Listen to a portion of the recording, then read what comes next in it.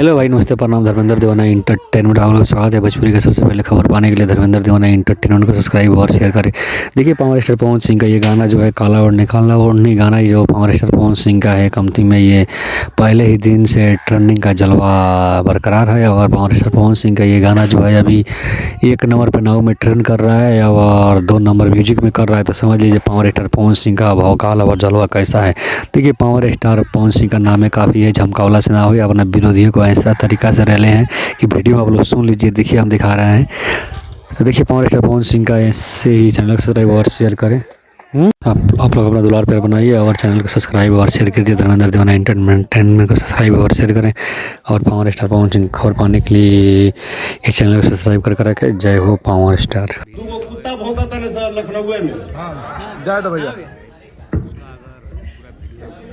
हमारा जाएगी पड़ी, हमारे के चिथड़ा उड़ाई लखनऊ में रहे ना दी लोग हमरा के हाथी चल